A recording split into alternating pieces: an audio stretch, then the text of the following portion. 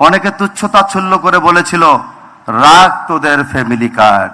সরকার গঠন হয়েছে মাত্র 21 দিনের মধ্যে যে ইতিহাস সৃষ্টি করেছেন বাংলাদেশের মানুষ, আর যারা আজকে ফ্যামিলি কার্ড উদ্বোধনের মধ্য দিয়ে আজকে যারা ফ্যামিলি কার্ডের সুবিধা পাবে সব সময় আপনাকে স্মরণ করবে। অনেকে আজকে আপনারা অবগত আছেন, বহুল আকাঙ্ক্ষিত এই ফ্যামিলি কার্ড আমাদের নির্বাচনের একটি প্রথম অঙ্গীকার ছিল।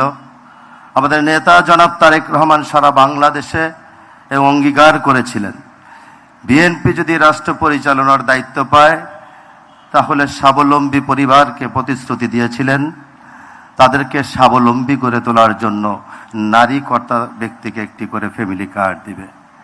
আমরা তার সহকর্মী হিসাবে যারা নির্বাচন করেছি, বিভিন্ন আসনে আমরা ঘরে ঘরে ক্যাম্পিং করে এই ফ্যামিলি কার্ডের উপকারিতা কি এটা আমরা ঘরে ঘরে পৌঁছাতে সক্ষম হয়েছিলাম।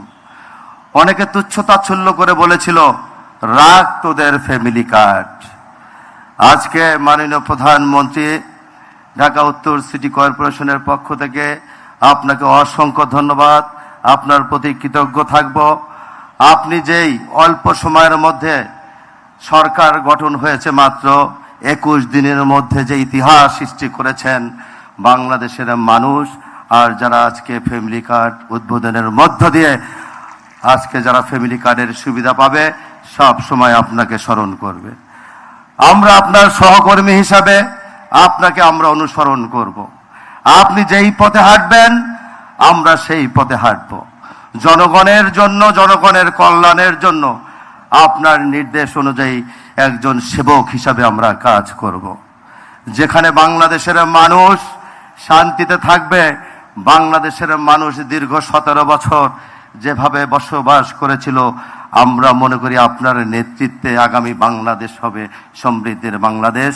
আর সেই বাংলাদেশের মানুষ সব সময় মনে রাখবে জনাব তারেক রহমানকে, যেমনি ভাবে মনে রেখেছিল শহীদ রাষ্ট্রপতি জিয়াউর রহমান সাহেবকে, যেমনি ভাবে মনে রেখেছে মরহুমা আমাদের প্রিয় নেত্রী, আমাদের মা দেশনেত্রী বেগম খালেদা জিয়াকে।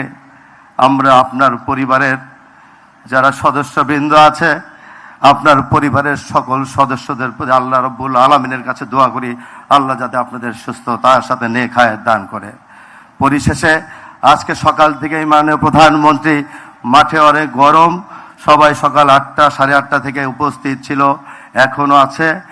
আমি আপনার কাছে একটা অনুরোধ রাখবো, আপনি যে আজকের জনকল্যাণে যে প্রতিশ্রুতি দিয়ে আজকে আপনি এটা উদ্বোধন করছেন, আপনার সহকর্মী হিসেবে আমি আপনার কাছে নির্দেশনা চাই, আদেশ চাই।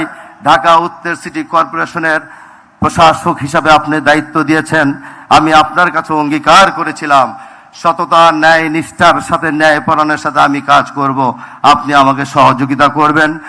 আমি সাহসের সাথে শক্তি বৃদ্ধি করে ঢাকা উত্তর সিটি কর্পোরেশনের প্রতিটি জায়গায় উন্নয়ন কর্মকাণ্ড করতে চাই। সেই ব্যাপারে মাননীয় প্রধানমন্ত্রী আপনি আমাকে সহযোগিতা করবেন।